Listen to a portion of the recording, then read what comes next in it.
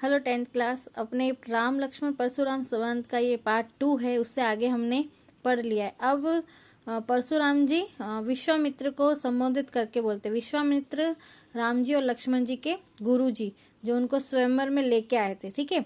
कौशिक सुनु मंद ये बालको, कुटिल काल बस निज कुल घालको, भान बस राकेश कलंकु, निपट निरकुश अबूद असंकु, काल कबूल होई छन माई, कहो पुकारी खोरी माई नहीं। कौशिक उन्होंने विश्वामित्र जी को संबोधित करके कहा। इसमें कौशिक नाम उनका है। मतलब वो बोलते परशुराम जी विश्वामित्र जी को बोलते हैं कि मुझे ये बालक है ना मंद बुद्धि लगता है, और ये बालक अपने कुल का ही नाश करने वाला है।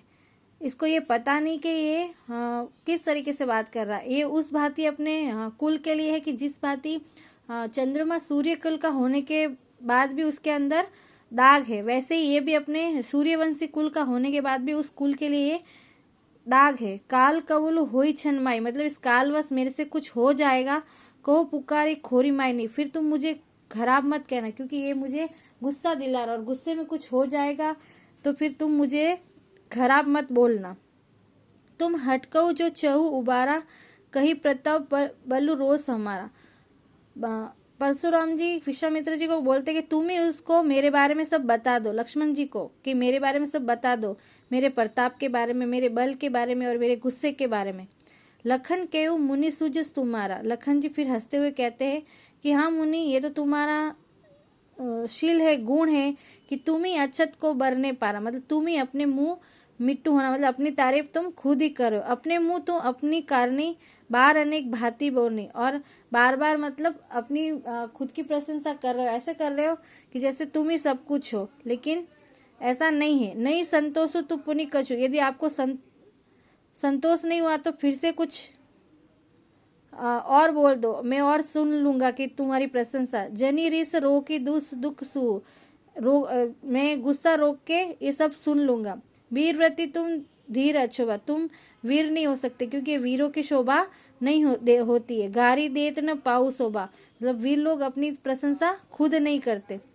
सूर समर करनी कहीं कहीं न जनावी, मतलब जो सूर होते हैं वो लोग अपनी प्रशंसा कभी भी खुद नहीं करते। विद्यमान रन पाई, मतलब वो युद्ध में रहकर रिपु कायर कतई प्रताप, मतलब दुश्मनों के बीच में रहकर वो अपनी प्रशंसा नहीं सुनाते, वो युद्ध करते हुए अपने को यश करते, नहीं कि तुम्हारी तरह अपनी प्रशंसा खुद करते हैं। तुम तो कालू हाकु जन लेवा, बार बार मोहि लागी बोलावा, सुनत लखन के वचन कटोरा, परसु सुधारी धरेऊ का गोरा। मतलब परशुराम जी कहते तुम बार बार अपने काल को बुला रहे, मुझे लग रहा है कि अब मैं तुम्हें छोड़ूंगा नहीं। बार बार तुम मुझे कठोर वचन सुना रहे हो, इसलिए परशुराम जी ने अपना परसा जो था उसको संभाला। अब जान ही दे दोस्तों मोही लग, मतलब रहने दो, मुझे दोष लगता कि इस बालक को मैंने मारा है। भले बाल बिलो की बहुत में बादशाह, अब ये हूँ मरे निर्भाषा। बाल मतलब छोटा बालक समझ के मैंने इसको बहुत बार बचा लिया है, लेकिन अब नहीं, अब मैं इसको मार के ही छोड़ूंगा। कौशिक का क्षमी अपराध। फिर विश्वामित्र जी कहती है गुरु जी क्षमा करो इसके अपराध को। बाल दोष गुनी गनई न साधु, मतलब साधु लोग कभी भी बाल लोग को, छोटे बच्चों को नहीं मारते, क्योंकि उनका दोष अपने सर पे नहीं लेते। खर कुटार में अकुरन कोई, फिर अपने वापस उस कुटार को अपने जगह पे रखते हैं और आगे बोलते आगे अपराधी गुरुद्रोही। फिर कहना मत कि आपको सब लोग गुरुद्रोही बोलेंगे।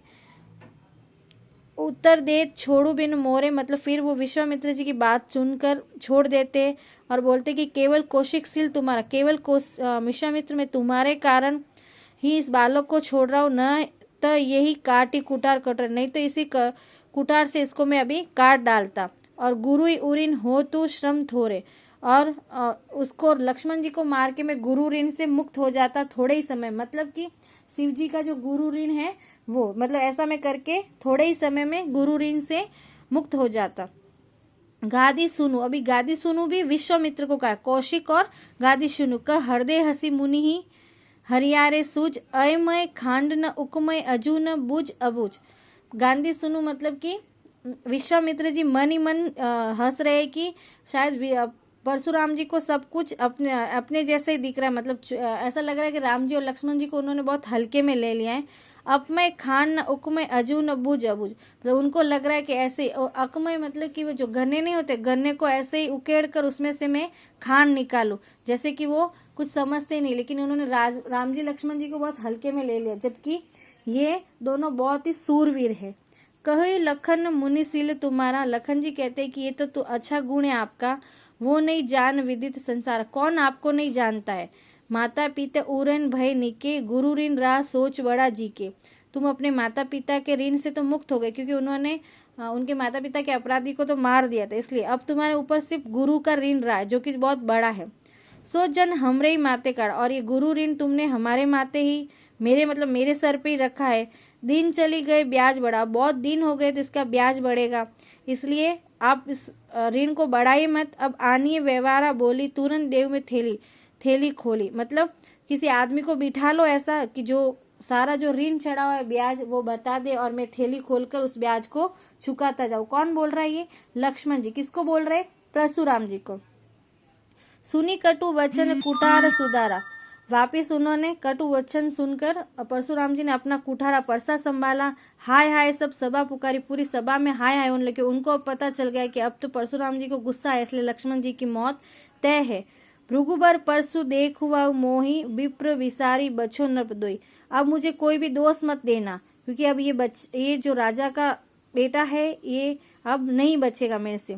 मिले न कबू सुबट रन गाड़े, दिजवेता घरी के बाड़े, अनुचित कई सब लोग पुकारे, रघुपति सैनी लखन निवारे, मतलब सब लोग अब डर गए कि अब तो कुछ होने वाला है, इसलिए वो लोग सब बोल रहे ये अनुचित है, ये सही नहीं, ये सही नहीं, आप ऐसा मत करो परशुराम जी। तभी रघुपति यानी कि राम जी, फिर राम जी अपने आंखों से लक्ष्मण जी को इशारे करते हैं। लखन उत्तर आउति सरसी भुक्र पुर कोपु कृशानु, बढ़त दे की जल सम वचन बोले रघुल भाने। फिर ऐसा मतलब परशुराम जी का गुस्सा देखकर राम जी संभालते हुए लखन को एक साइड करते हुए अपनी मीठी वाणी से पूरी सभा को शांत कर देते। तो इसमें आपको पूरा समझ में आ गया होगा। ये एग्जाम में आता है तो आप उसकी व्याकरण मतलब एक बार उसकी व्याख्या देख लेना, नहीं समझ में आए तो मुझे पुनः बता देना, ठीक है। थैंक यू क्लास, ये आपका टॉपिक पूरा हो गया है। ये इसके अभ्यास प्रश्न है, एक बार आप देख लेना, ठीक है।